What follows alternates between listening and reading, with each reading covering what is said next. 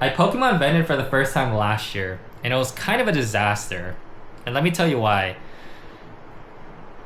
During the night, the day before the card show, I got a message saying that I could vend using a table. And I said, sure, why not? Because at that time, I've been wanting to vend, and I thought it would be a good opportunity. The only problem was all my cards were all over the place, and I didn't have a lot of material. So as you can see on this very messy table, I have these dot stickers that I use to price cards. I'll put it on a card, put a price. I didn't have these stickers, so I had to go to Target. I had to scramble. It was late at night. Some places were already closed. I had to just go anywhere I could go and find materials that I needed to be able to price certain things out.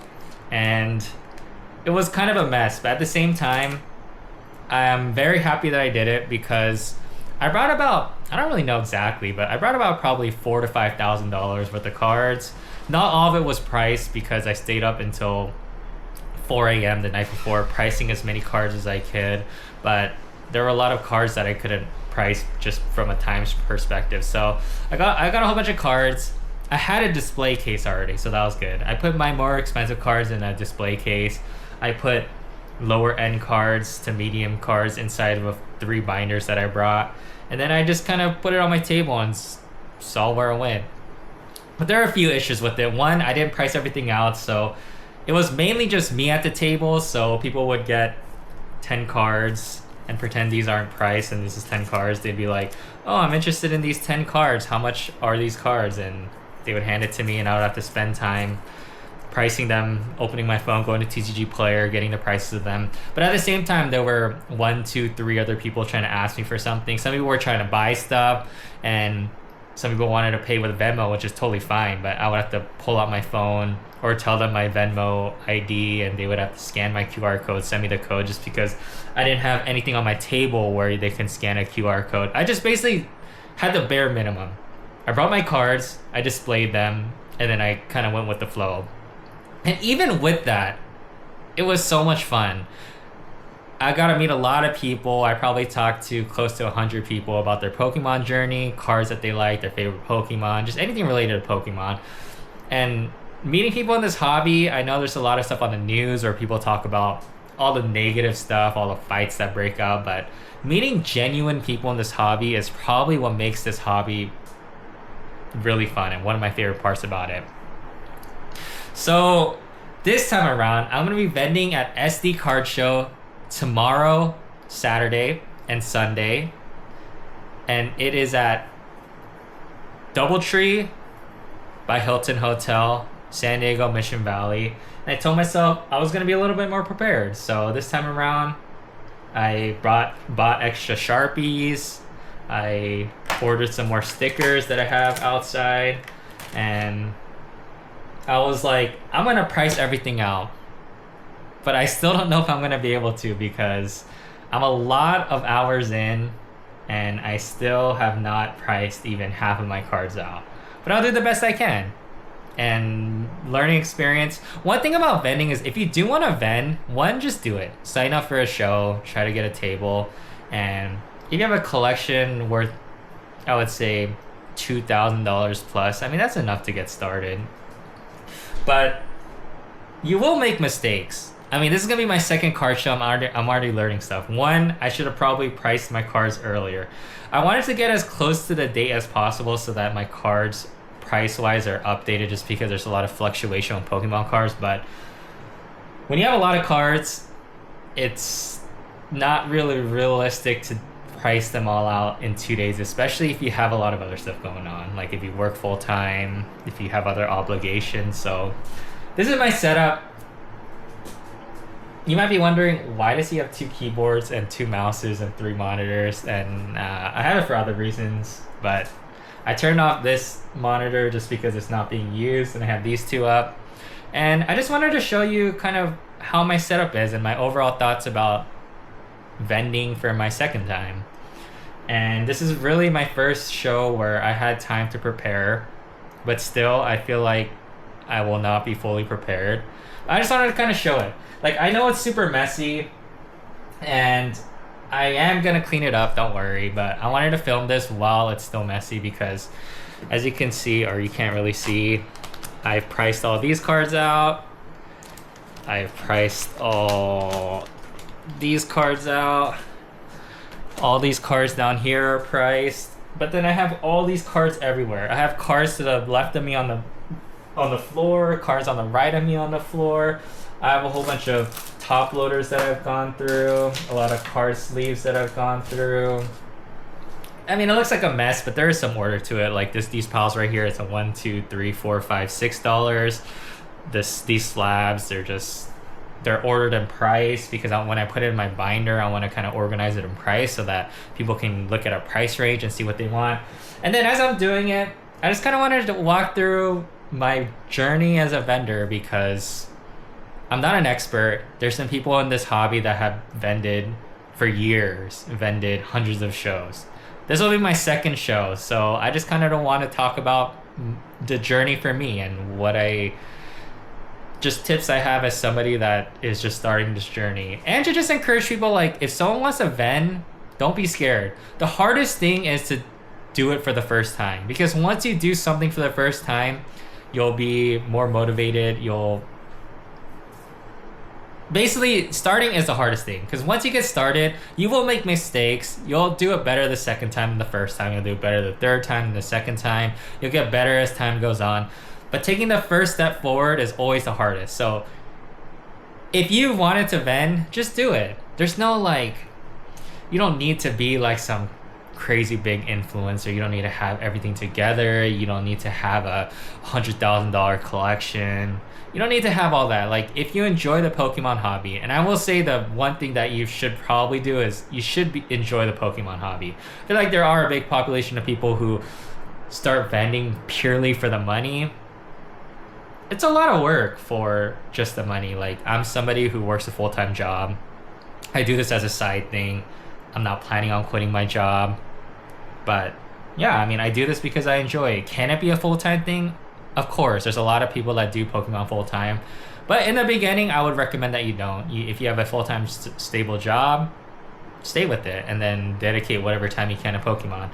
But I just kind of walk through what I do with pricing. So pricing is probably, I would say, my least favorite thing, just because it's so time consuming. If somebody has a robot that they can sell me that prices my cards, let me know. But this is my setup. So I have TCG Player on this monitor, as you can see, and I have I have it on mute, but I have some content on the side just to, keep me entertained as I'm pricing these cards out.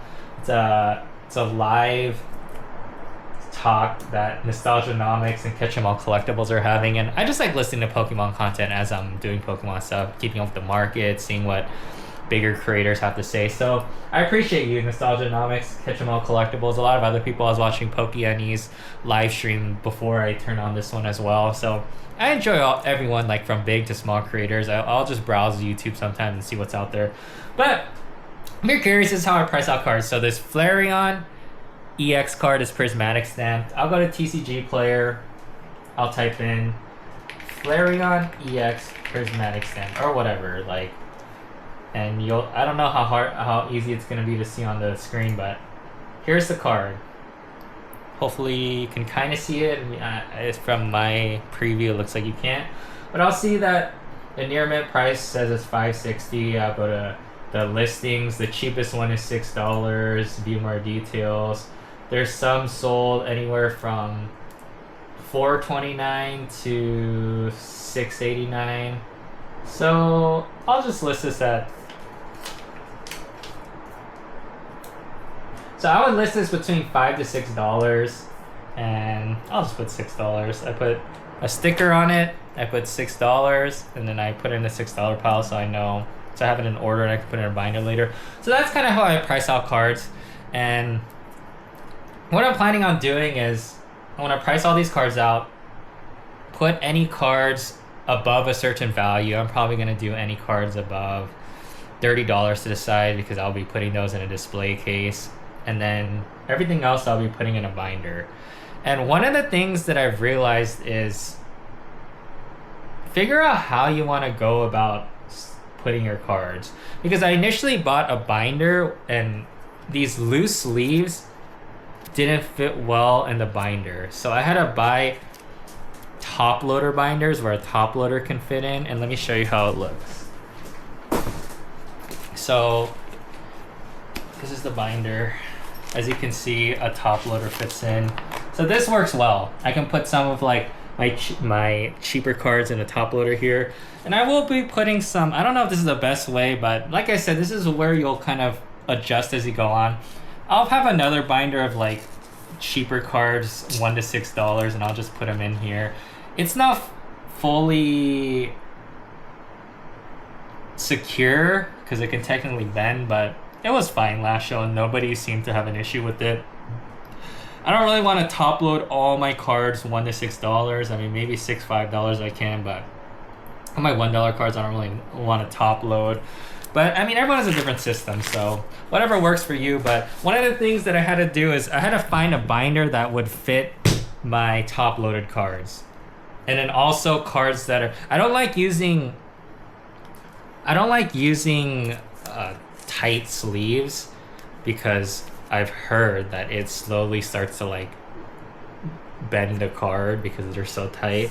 So I like loose sleeves, so I decided to get a couple of top loader binders. I'll put cards that are $1 to $30 that I top loaded in one, and then I'll put all the other $1 to $6 that I didn't top load in the other, so people can look at binders by price ranges. So I'll do all that, and then what I'm gonna do next, and I need to do this, is I'm gonna make I'll make 2 QR papers. One is gonna be a QR codes for my Venmo, Zelle, PayPal, so that it's easy for people to just scan it and pay me when they're ready to pay instead of having to ask me what my Venmo, PayPal, and Zelle are. That's something that I feel like everyone should have. And then I'm gonna make a second one for my social media pages, so if somebody wants to follow me, they can follow me. So that's like, I guess, optional if you're trying to grow your social media page or you want people to follow you. And then some other stuff, I need to think about making a sign, which I'm not gonna do this show, but it would be nice to have a sign on top of you with like the name of your quote unquote company or whatever you want to be called, and then maybe something like buying cards or something. I've seen things like that at shows. But basically, I'm just kind of going at it as I go. Like, this is a for fun side thing that I'm doing, seeing where it grows. I have a full-time job. The luxury that I have is I don't need to make money on this. If I go to the card show and make $0, will I be sad? Of course. I mean, I paid a table fee. I spent a lot of hours pricing these cards. But if I'm able to meet people, it'll make up for it. So if you want to vend, just do it. There's a lot of stuff that you'll probably do wrong. There's a lot of stuff at this card show that I'm not fully prepared for, and I'm still getting prepared for it. I haven't made my QR codes yet. I have some other stuff I need to do. As you grow, as you do a couple more shows, you'll just get the hang of it. So I don't know. I just wanted to make this video. I wanted to kind of stop pricing cards for a little bit, film it with this messy desk, see where it goes. And then I want to make some follow-up videos. I want to make videos of what I took to the show, how much I sold, how much I traded, what I brought in, and then also have clips of transactions that I made at the card show. So it's kind of going to be just a growing series of my journey as a vendor, and then maybe some tips and tricks I find along the way. I don't have many tips and tricks right now just because this is going to be my second show, but I do have a goal. I want to vend at 9 different card shows this year. And I know that doesn't seem like a lot to some people, but I only vended at 1 card show last year. And the card show tomorrow will be my second one. I mean, it's a 2-day show, but it'll be my second card show that I'm vending at. So I'm sure I'll learn some stuff along the way that I wish I knew before. But basically, just from this video, if you've been wanting to vend and you have a passion for Pokemon and you have a collection over $2,000, I'm just putting a random number out there, just vend. Like, put yourself out there, see if you like it, see if you like pressing your cards out, see if you like the process of selling your cards, meeting people, talking to people all day, because it is a lot of talking. My first card show, I didn't really know how busy it'd be, but for the first 3 to 4 hours, I didn't even take a seat. I was talking to people for 3 to 4 hours straight, which was really fun. I mean, that's when I realized I want to do more of these. I mean, that was the most fun part of it. But I will be having a recap video of what I bring to the show, how much I sell roughly, and these are going to be rough estimates because I don't have how much I paid for all these cards. These are cards I just put together to start my vending journey, and then we'll kind of go from there. So hopefully you follow along in the journey.